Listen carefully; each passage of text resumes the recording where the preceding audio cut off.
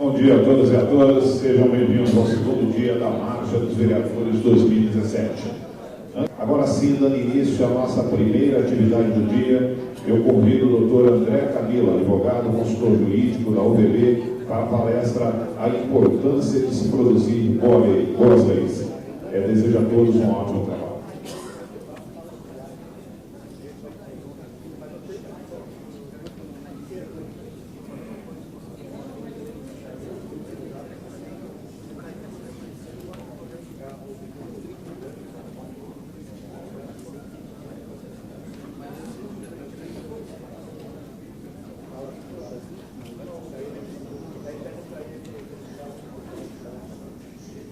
Bom dia, senhoras e senhores, vereadores e vereadoras, assessores e assessoras,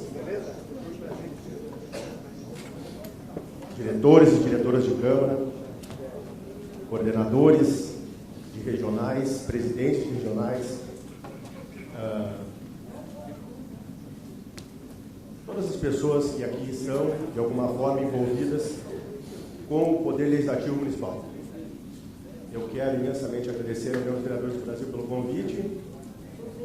Já desde 2016 eu sou consultor jurídico da UVB, do Estado do Rio Grande do Sul, e nós estamos aí desenvolvendo o trabalho do Departamento Jurídico e espero que a gente consiga hoje minimamente passar para vocês algumas informações que julgamos importantes, né, para que vocês possam, na atividade legislativa junto aos seus municípios, desenvolver algo que seja profícuo com relação aos munícipes, né? Porque a atividade de vocês importa efetivamente na relação do Estado, do município, com o cidadão.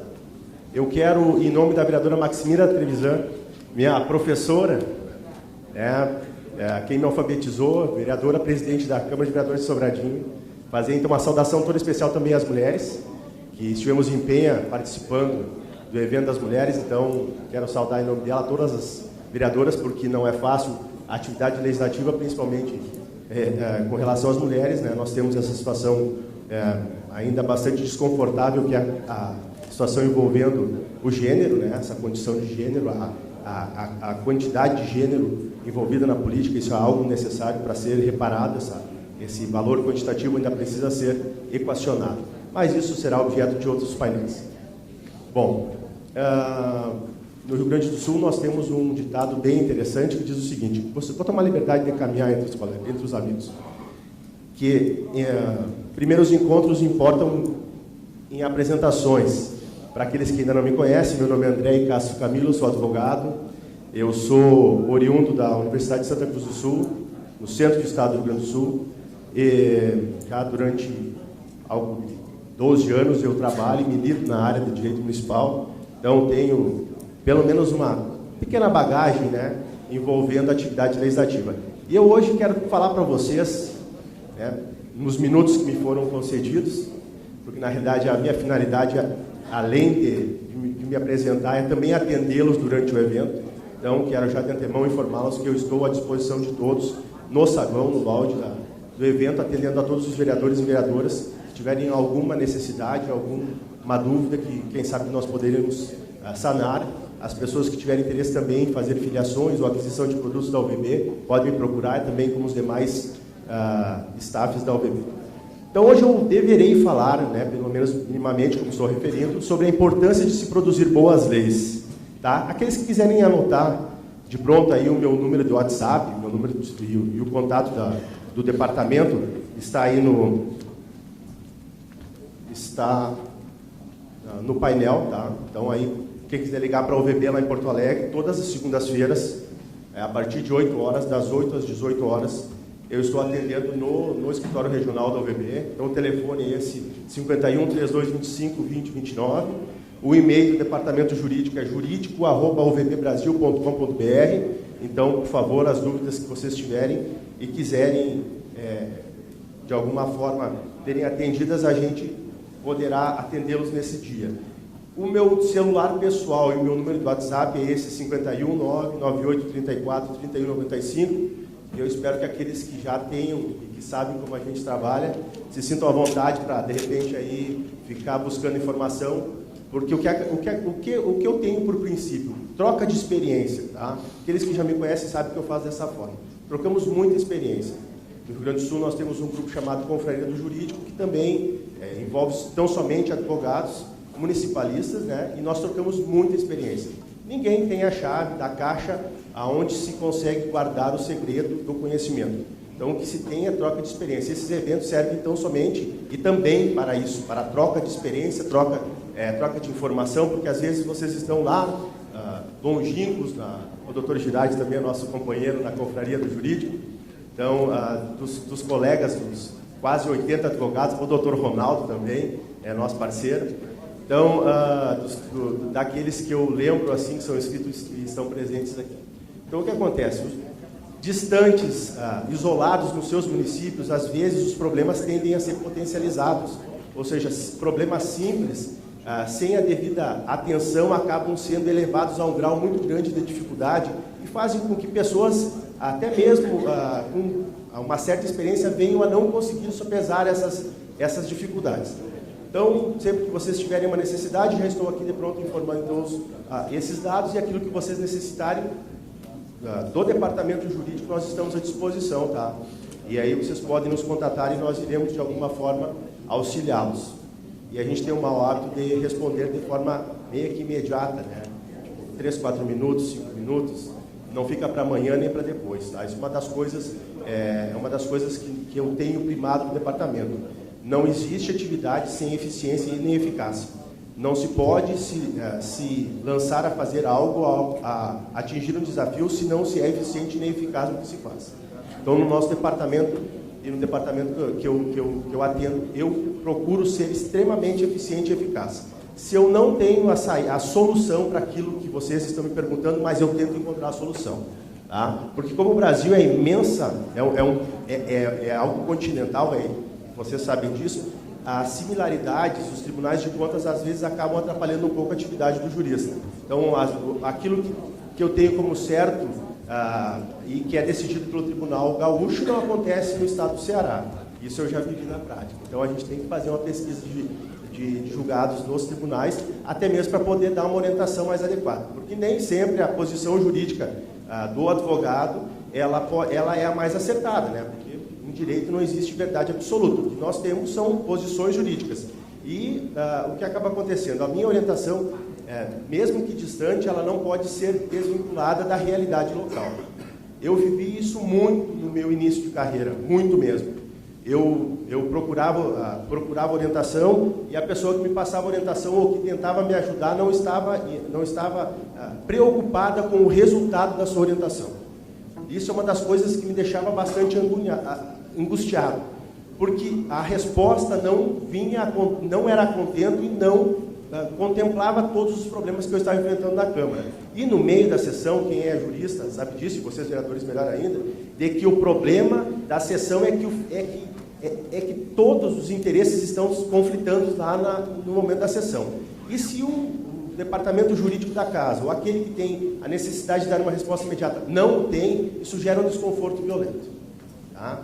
E nós sabemos que grande parte das leis orgânicas municipais, bem como os regimentos internos das casas, são completamente obsoletos, se não totalmente obsoletos. Leis orgânicas de 1989, na sua grande maioria, e regimentos internos a partir do ano de 1990. Então, vejam bem, leis que não foram atualizadas, que não foram trazidas à luz das novas alterações constitucionais. Isso diz, eu estou entrando nesse tema dessa maneira para poder informar, para poder passar um pouco para vocês do quanto é importante ter leis de boa qualidade. Dentre elas, uma lei orgânica atualizada e um regimento interno condizente com as necessidades que a Câmara tem. Tá? Então, vejam bem, a primeira dica que dou para vocês é que se vocês não tiverem uma lei orgânica atualizada, é tampouco um regimento condizente, vocês não têm boas leis no município. Vocês certamente não conseguem dar fluidez às atividades que são demandadas dioturnamente nas proposições apresentadas na casa. Porque a minha lei orgânica está em desacordo com a Constituição Estadual e, obviamente, em desacordo com o texto constitucional da República Federativa do Brasil. Então, há essa necessidade, inicialmente, de se pensar: por que eu preciso ter leis de boa qualidade? Por que eu preciso disso?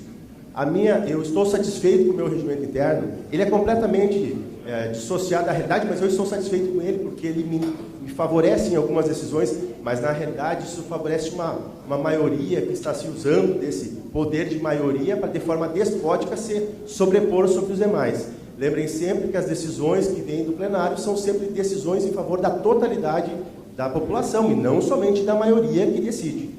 Se tem a necessidade de decidir por maioria, tá? Porque não se consegue a unanimidade das decisões, mas as decisões tomadas pela maioria devem ser em favor de todos, porque senão se quebra o princípio constitucional. Tá? Então, essa é uma das primeiras situações. Vamos tentar adentrar nos painéis. Eu vou tentar ser breve, porque o meu tempo é extremamente pequeno. Depois a gente pode ir desenvolvendo na sequência. Como é que eu posso definir, então, uma lei de boa qualidade? Como isso pode ser definido? Como eu posso olhar para um texto normativo e dizer, não, esse texto é bom, esse texto não tem falha, esse texto conseguiu atingir as suas finalidades. Como eu faço isso? Primeira boa dica para se fazer, para se ter essa resposta, é aplicar a tese do choque de estresse sobre a lei. Então, a primeira coisa que você deve fazer é aplicar um choque de estresse sobre a lei. O que é isso, amigo? O que é choque de estresse sobre a lei? É questionar de forma incisiva todos os dispositivos contidos na lei, tá? Para observar se nela não há nenhuma lacuna possível de interpretação para o homem comum. O homem comum vai ler aquele texto, vai encontrar nele as respostas para aquilo que ele procura. Não vai precisar de um advogado para interpretar a lei, tampouco de um magistrado que assim o faça. Então, esse choque de estresse necessário aos textos das leis, essa teoria do choque de estresse, ele vem do direito financeiro. Então, o que acaba acontecendo? Ao serem editadas normas de direito financeiro, os bancos centrais mundiais, né, e os ministérios de finanças acabam a questionar de forma muito incisiva as suas regras econômicas para saber até que ponto isso não gerará problema de ordem econômica. Então, a gente traz isso para o direito administrativo e para o processo legislativo a ponto de dizer o seguinte: toda lei produzida deve ser confrontada com um choque de estresse.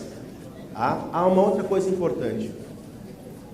Como aqui no painel, então, eu tenho ali 6 itens que podem definir uma boa lei. Tá? Vejam bem. Primeiro, a utilidade. Eu acordo de manhã e penso assim: hoje eu vou fazer uma lei. Vou entrar no banco de projetos da UVB e lá porque o Camilo deixou uns projetinhos lá. E aí, nesse banco de projetos, eu vou ver qual é aquele que melhor se adapta à minha realidade, àquilo que eu quero, e hoje eu vou fazer uma proposição na Câmara. Tá? Isso é útil? É necessário? Vocês devem fazer essa pergunta.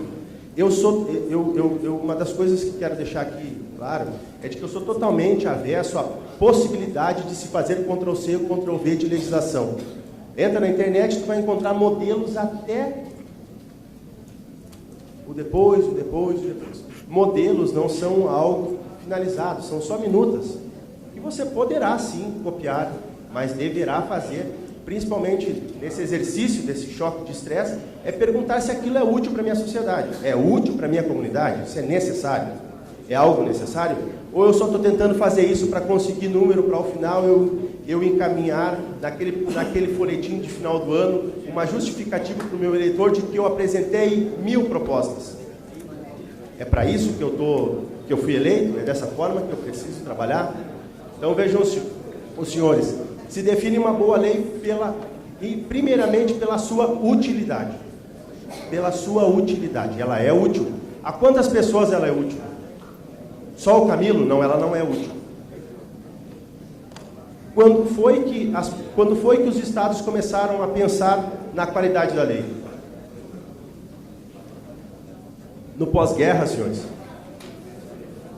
No pós-guerra, se descobriu que grande parte dos crimes cometidos, e que são tidos até hoje como atrozes contra a humanidade, eles eram realizados com base em textos legais dos países, dos agentes, cujos agentes o teriam praticados. Ou seja, os tribunais começaram a ter problemas nas condenações, porque as defesas diziam: eu fiz o que a lei do meu estado autorizava a fazer. Então, a partir do pós-guerra, se discutiu muito a questão dos princípios. E os princípios constitucionais que nós temos hoje, eles advêm desse período. eles advêm desse período, principalmente o princípio da dignidade humana que está lá na Constituição, no artigo 1º. Então, esses princípios que foram concebidos de uma forma assim bastante dolorosa para a humanidade, eles não podem ser desconsiderados. Eu preciso necessariamente imaginar que a minha lei seja útil para todo mundo, que ela atinja essa finalidade, principalmente de ser útil. Então, a primeira grande definição de uma lei de boa qualidade é que ela seja útil. Tá? Outra coisa, que ela ao final produza os seus efeitos. Ela deve produzir efeitos, ela não pode ser feita e ser uma letra morta. O que é uma letra morta? Algo que é feito não somente para computar número. É só mais uma lei dentro do arcabouço jurídico municipal. Ela não serve para absolutamente nada. Eu não sou eleito, eu não fui eleito, vocês não foram conduzidos pela urna para produzirem normas inócuas, sem nenhuma finalidade.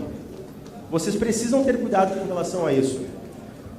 Outra coisa importantíssima, eu já me referi antes, as leis elas precisam estar harmonizadas com o ordenamento jurídico. O que é harmonizadas? Ora, elas precisam estar em consonância.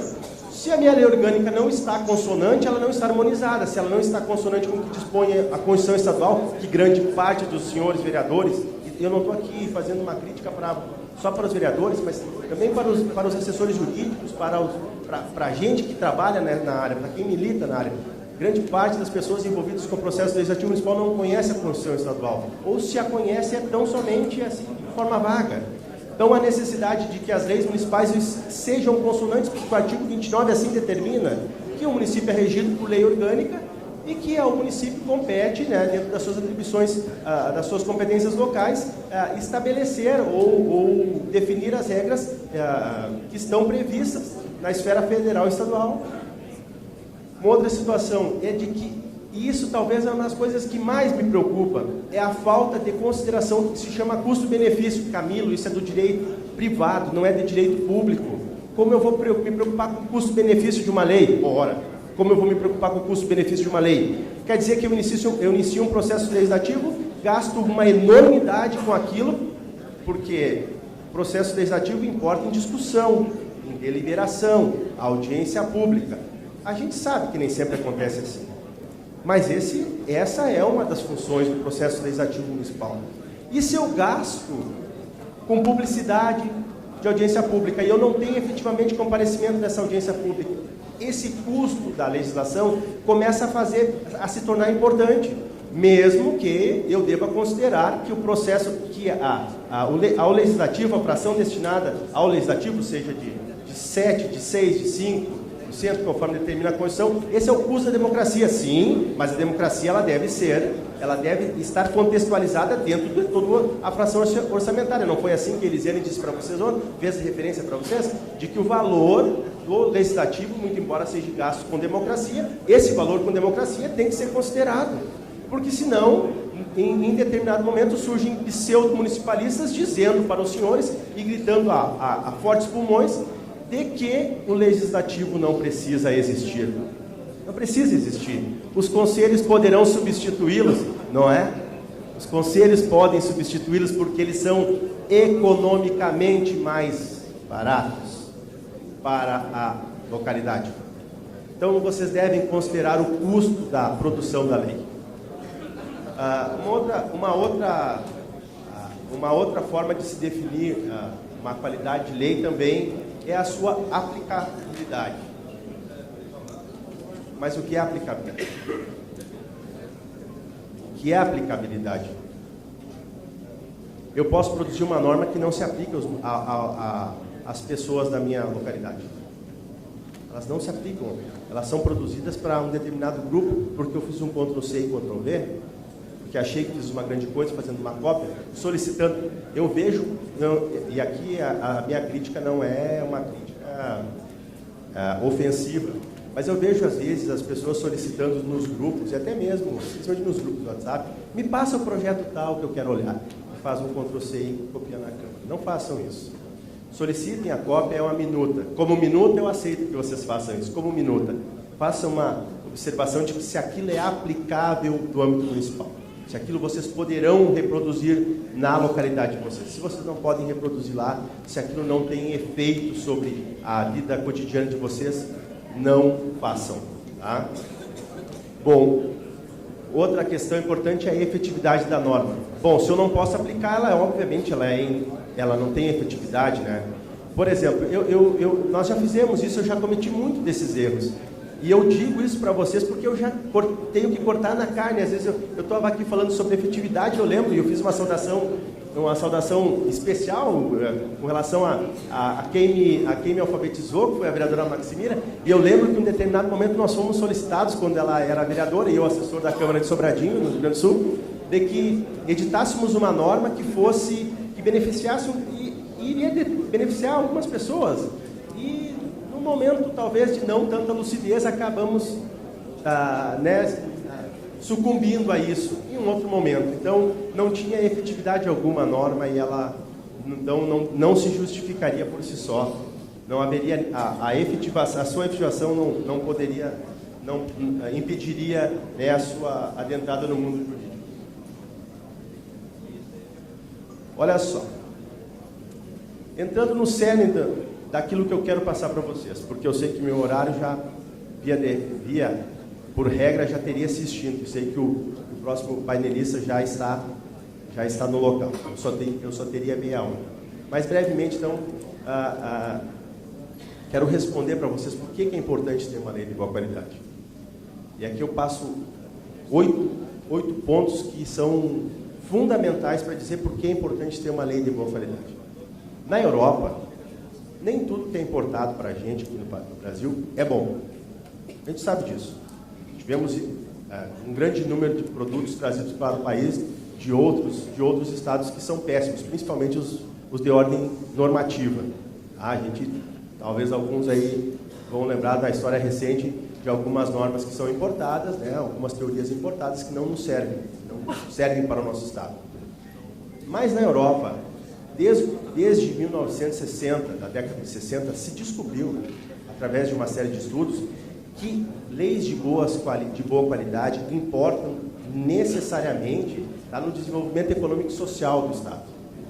Então, produzir leis que não sejam de boa qualidade, ou seja, que eu não faça esse choque de estresse, que eu não pergunte para a lei se ela efetivamente vai cumprir os seus objetivos, se eu não faço isso, eu não estou preocupado com o desenvolvimento da minha localidade.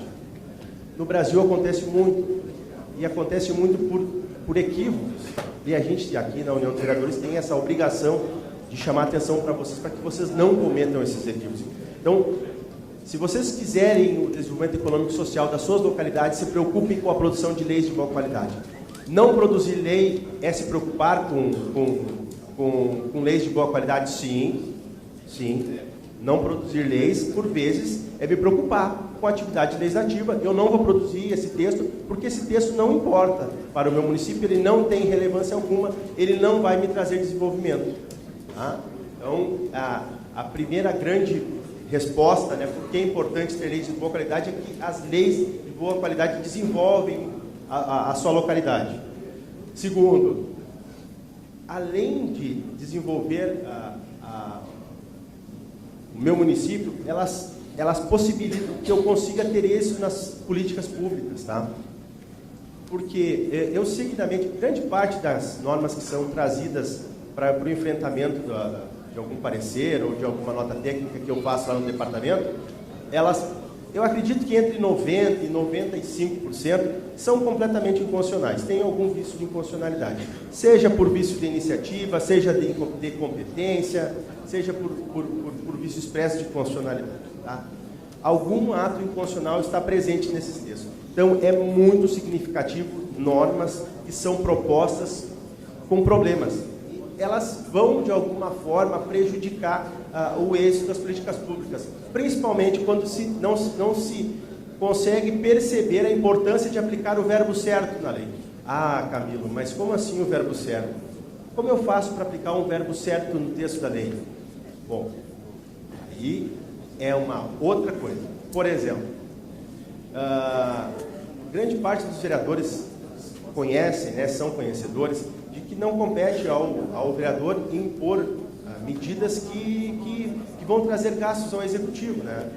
Mas, por exemplo, eu posso utilizar um verbo que autorize ele a fazer tal coisa. Não quer dizer que eu estou obrigando, eu estou autorizando. Eu posso utilizar verbos, a língua portuguesa tem essa singularidade, me autoriza a utilizar verbos que não tornam o projeto inviável, mas ao mesmo tempo não trazem tanta efetividade. Então tem que tomar bastante cuidado.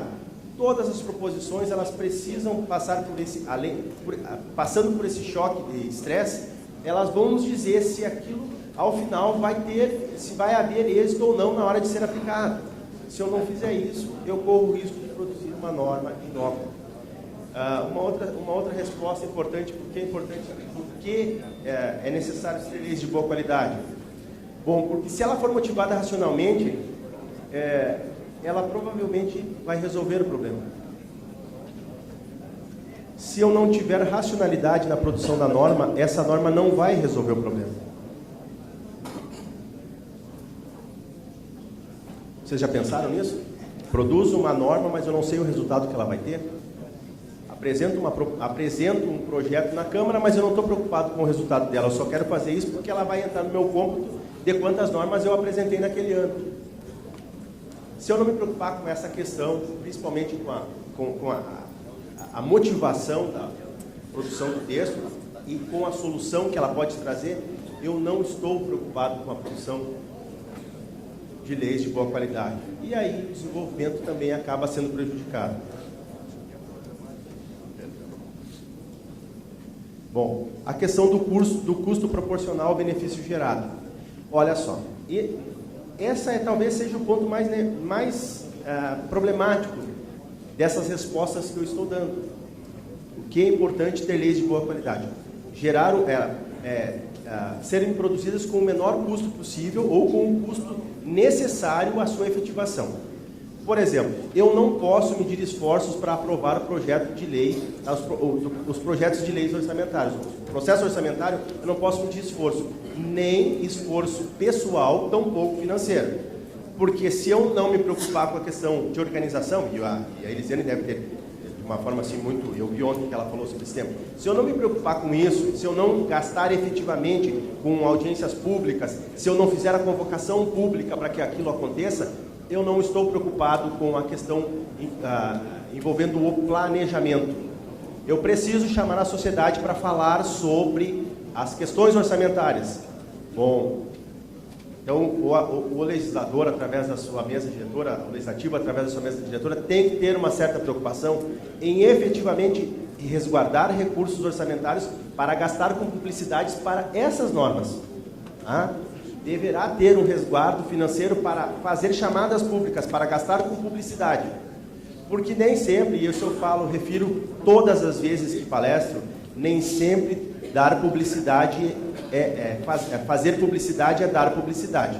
Porque fazer publicidade eu posso simplesmente pegar o recurso da Câmara e lá dizer que o vereador André Camilo, no uso das suas atribuições, convida fulano de tal para participar da audiência pública X. Bom, isso não é dar publicidade, isso eu fiz publicidade, minha inclusive. Minha. E descumpriu o dispositivo constitucional, lá no artigo 37, parágrafo 1º. Então vejam, senhores, há de se ter cuidado, há de se ter muito cuidado com o quanto se gasta e como se gasta para produzir as normas. Eu vou ter que agilizar, porque para mim não perder, para a gente não adentrar na palestra do próximo painelista. Pois é, a gente já falou sobre a questão de preservar coerência. Preservar coerência e a harmonia entre o ordenamento jurídico. Se não houver atenção ao se produzir os textos com todo o ordenamento jurídico local, obviamente que eu vou produzir uma norma sem aplicação alguma. Aqui eu deixo uma questão para vocês. Quantos dos senhores, nas suas câmaras, possuem um banco de leis atualizado? Um banco de leis municipal atualizado na Câmara? Eu sei que a resposta que vocês vão me dar é a seguinte: salvo algumas boas exceções. Quem fica com as leis no meu município é a Secretaria de Administração, porque a ela compete dar a publicidade, né? Então é ela que publica as leis, então compete a ela o resguardo das normas. Senhores, não. A Secretaria de Administração do município tem essa finalidade de dar publicidade. Ela faz a publicização do texto, mas a guarda da norma local pertence ao legislativo. É o legislador que tem que ter as normas. Eu preciso ter um sistema, um TI, um formato, eu tenho que ter alguém que saiba arquivar, que guarde por anos, que tenha um índice de leis que possa me dar em tempo real, ou pelo menos no menor tempo possível, a resposta. Nós temos legislações sobre esse assunto? Temos. Eu não sei onde está, mas vou procurar. Ou tem um TI que faça isso. Resguardem recurso financeiro para contratar bons TIs. Contratem um TI que faça a gerência dessas informações. Mas antes de qualquer coisa, tenham nos seus municípios o resguardo. Sejam, senhores vereadores, os grandes detentores do resguardo das leis. Porque se vocês não conhecem as leis municipais, as outras pessoas elas só vão buscar quando precisam. Mas vocês precisam delas todos os dias. Quem de vocês aqui conhecem assim, eu vou fazer uma pergunta minha boba, mas ela serve. Vocês têm ideia de quando foi publicado nos seus municípios o Código de Postura? Vocês têm um código de identificação? Vocês têm nos municípios o plano diretor? Muitos municípios têm, e eu já vi alguns aqui acenando a cabeça de que sim, mas grande parte não tem. Grande parte dos códigos de posturas do município são da década de 70 e não foram sopesadas à luz do texto constitucional. E isso é um problema, porque elas têm uma série de contrariedades ao texto da Constituição. E vocês, obviamente, vão estar dizendo, não, mas isso está no Código de Postura. Mas o Código de Postura está desatualizado, ele não está harmonizado. Então veja o quão é importante estar com a legislação municipal adequada ao texto vigente. Eu vou gastar com consultoria para poder fazer essa adequação. Ora, é o custo que se tem para manter o Estado. O Estado arrecada para isso, ou tem outra finalidade? O Estado arrecada para os seus fins. E uma pergunta aqui bastante... Eu vejo que o plenário foi se enchendo, e eu gosto disso. Os vereadores que me conhecem sabem que eu gosto disso, eu acabo me emocionando. Quero fazer uma pergunta para vocês, o seguinte: quem sabe aqui qual é a função do Estado? Qual é a função do Estado? Que pode me responder em uma única palavra. Qual é a função do Estado? Qual é a função da União? Qual é a função do Estado, de vocês, e qual é a função do município? Qual é a função? Perdão? Garantir o direito do cidadão. É uma boa resposta. Mais alguma resposta?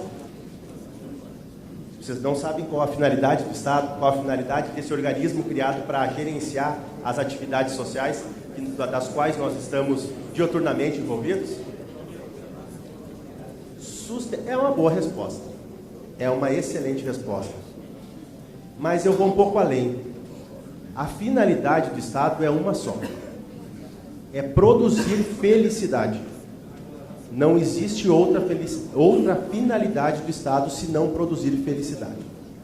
As pessoas não se juntam em sociedade, em comunidade, se não é para atingir uma única intenção, que é viver bem.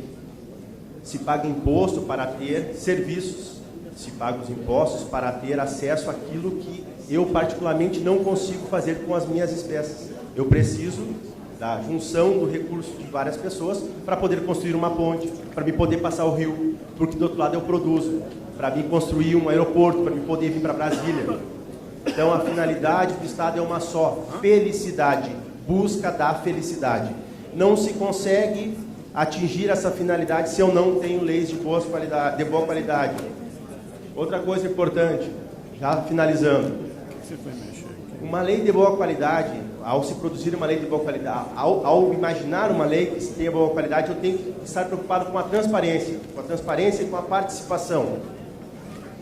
Nos últimos 10 anos, e eu vivi essa transição, eu acho que eu estou vivendo essa transição, porque eu conheço vereadores de 7, de 8 mandatos, e conheço vereadores de primeiro mandato, que ainda estão, assim, um pouco desligados com o que está acontecendo na rua. Porque as pessoas, elas estão extremamente antenadas com o que acontece na Câmara, porque elas olham no seu Facebook, no Facebook particular de vocês, elas olham as informações que são repassadas nas mídias, seja televisiva, seja radiofônica, seja impressa. Elas não participam da sessão da Câmara? Não participam, né? Que coisa de louco isso. Olha só, que coisa de louco. Como é que as pessoas não vão nas sessões das câmaras? E olha que eu olho, grande parte das câmaras que eu sei que são inscritas aqui para participar da marcha, eu já visitei, eu já olhei o site de vocês. E eu vejo as fotografias de vocês, não tem ninguém nas sessões. Que estranho, né? Que coisa mais estranha. Por que as pessoas não participam das sessões? Vocês já fizeram essa pergunta? Não vale a resposta porque o horário não é oportuno. Porque tem um horário que vai ser oportuno para todo mundo. Não se consegue um horário oportuno para todo mundo. Porque para mim, a 1 da manhã é ruim, mas para outra, às 5 da manhã, é bom. Como, por exemplo, hoje, o meu estimado amigo e colaborador da UVB, o Fernando Radaeri, que todos vocês conhecem, nós ficamos no mesmo quarto de hotel e eu às 5 da manhã acordei, porque eu tinha que trabalhar, advogado tem que trabalhar, né? Quem ganha dinheiro parado pode ser taxista, ou tem que rodar, né? Eu preciso trabalhar. E ele, André, tu tá louco, cara, é 5 da manhã, vai dormir, tu tem palestra às 8h30. Fernando, eu tenho que trabalhar, Eu saí de casa e deixei o escritório aberto. Eu preciso trabalhar. Então, o que acaba acontecendo? Vocês precisam ter essa preocupação. Por que as pessoas não participam das sessões? Porque o horário é ruim? Bom, vocês vão ter que encontrar um horário que seja bom para todo mundo. Não só para os 9 vereadores, mas bom para todo mundo. Lembre-se que vocês são vereadores 24 horas por dia. Ah, mas eu sou motorista de ambulância. Opte para uma única função. Ou ser vereador ou ser motorista de ambulância. Não estou fazendo aqui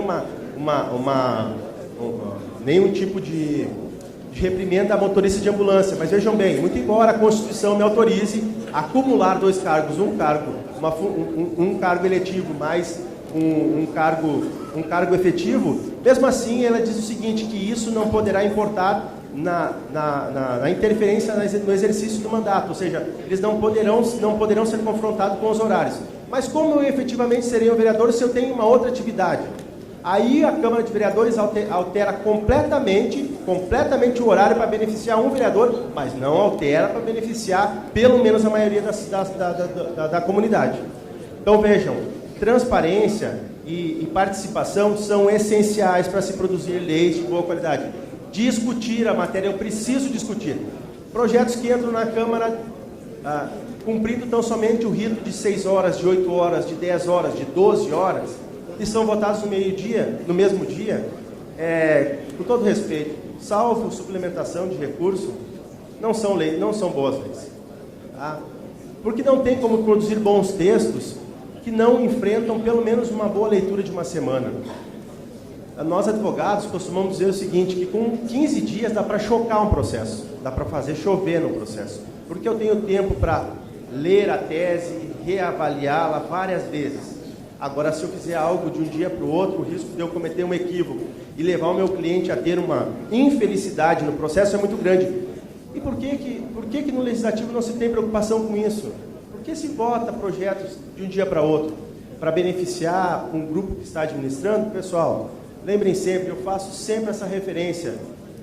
No dia em que vocês tiverem problema com serem solidários num crime de improbidade administrativa, não vai ter prefeito que vai contratar advogado para pagar para vocês se defenderem. Tá? Pensem nisso. Porque grande parte dos projetos que são encaminhados a toque de caixa, eles têm uma finalidade. Ou enganar vocês, ou porque o prazo está sendo finalizado. E toda vez que alguém manda alguma coisa a toque de caixa, ou porque não fez algo no momento oportuno, ou porque não quer que vocês olhem aquilo. O tempo é importante para o processo legislativo. O tempo é importante porque dá tempo de maturar a ideia. Às vezes são boas ideias, mas elas estão mal formatadas.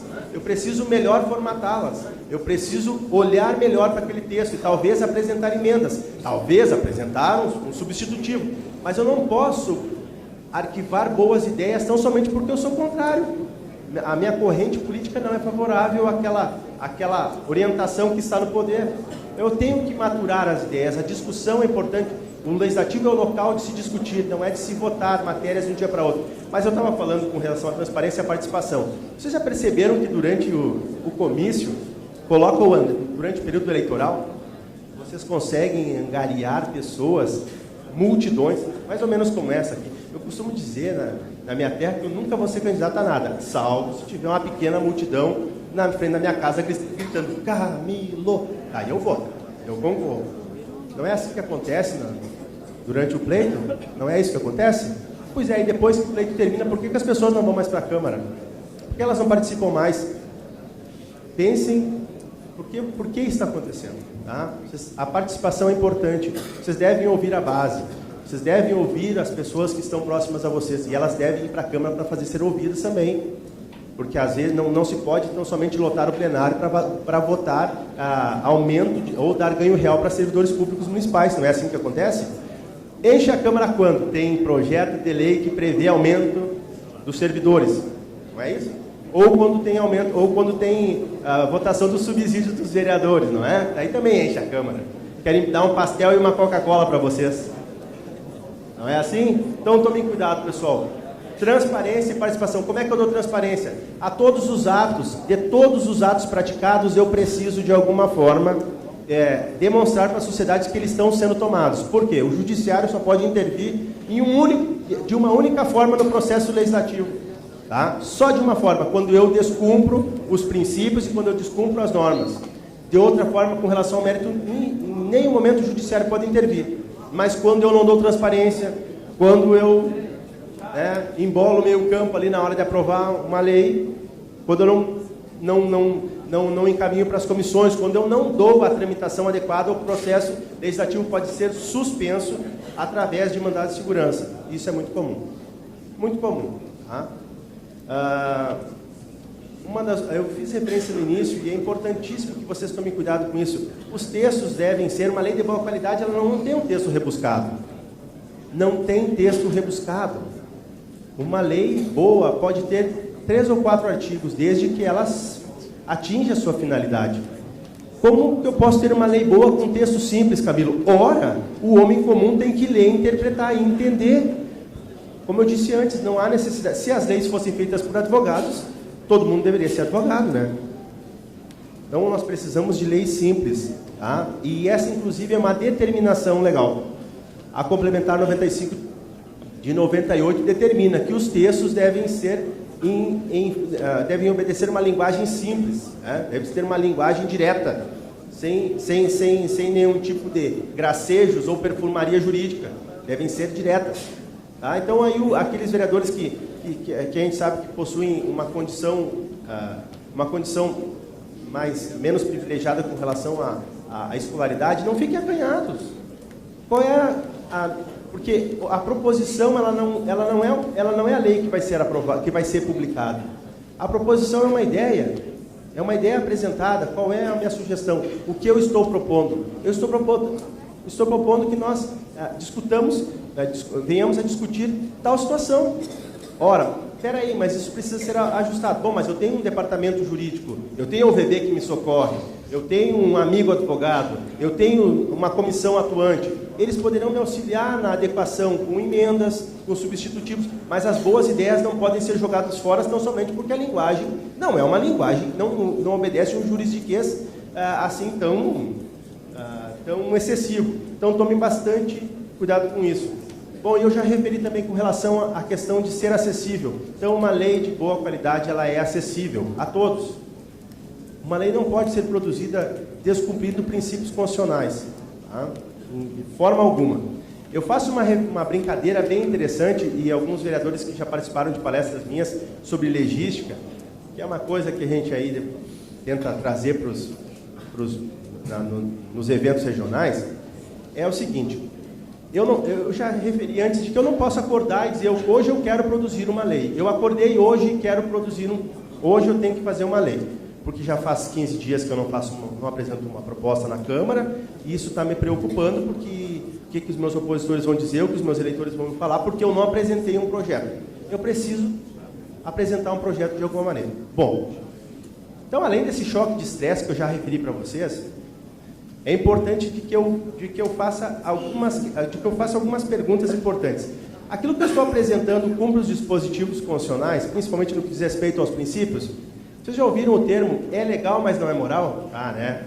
Quantos de vocês conhecem leis que foram publicadas no Brasil e que não pegaram? Vocês conhecem isso? Já viram falar? Eu acho que não tem no Brasil lei que não pega, né? Tem lei que não pega nesse país?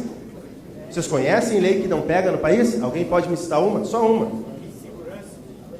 Qual delas? Não, é aqui, ó, esse aqui, ó. Desculpa, esse é fantástico. O kit de primeiros socorros. Todo mundo cita isso. Isso é uma lei que não pegou? Isso tinha finalidade? Ela era moral, mas era ilegal?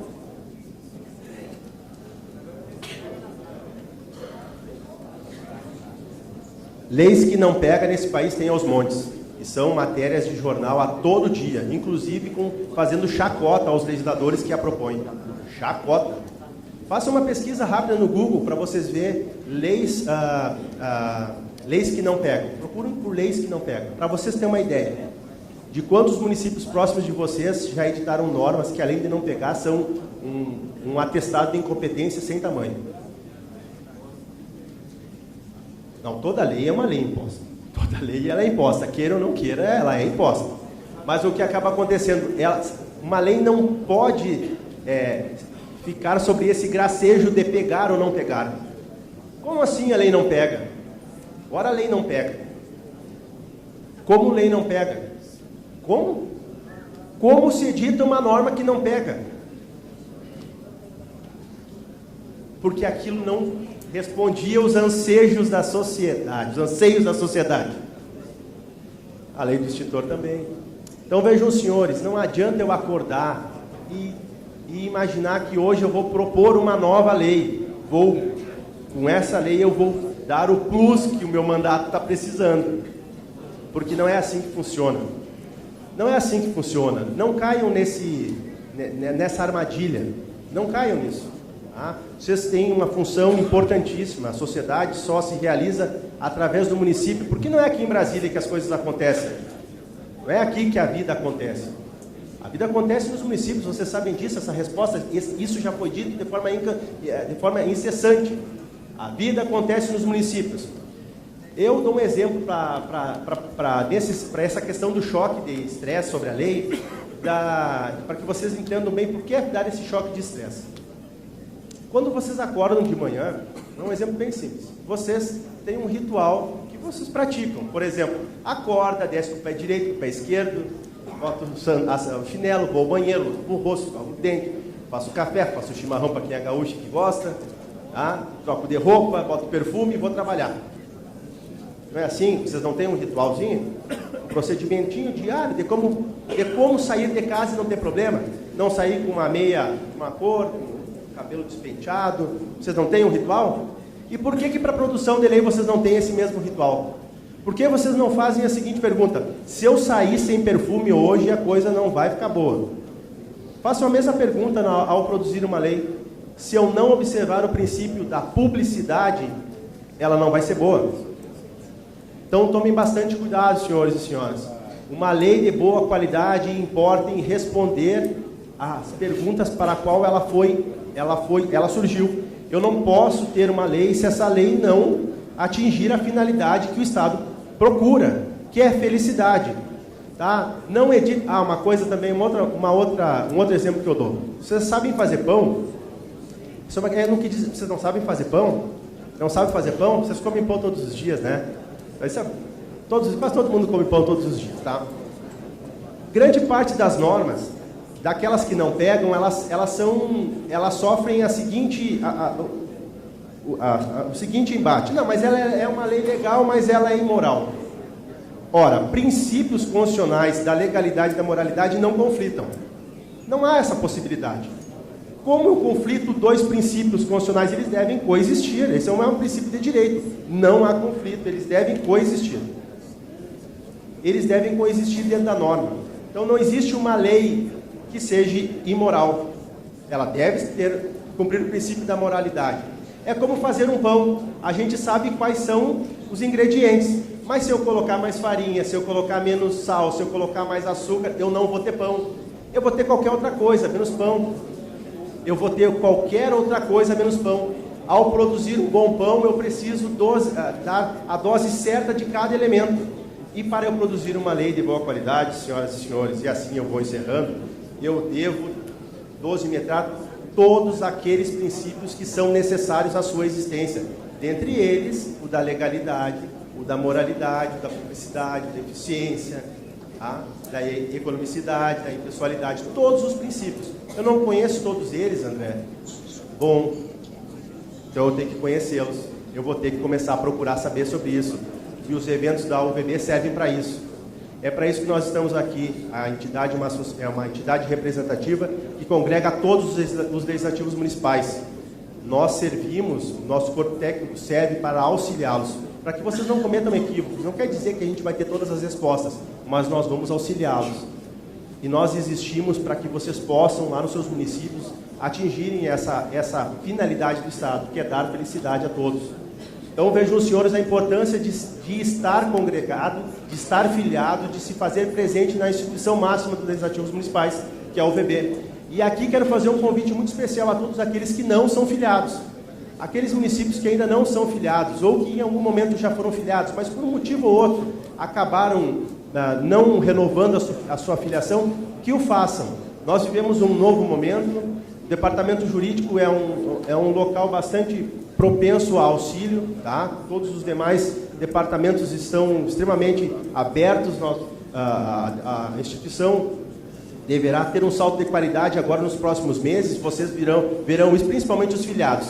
Os filiados verão isso a olhos bastante atentos, porque terão áreas restritas de acesso, provavelmente terão áreas restritas de acesso. Então, aqueles que não são filiados, grande parte das atividades que nós iremos desenvolver não terão acesso.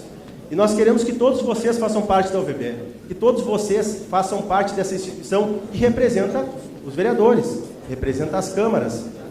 Eu me sinto imensamente agraciado quando atendo telefone de uma câmara afiliada.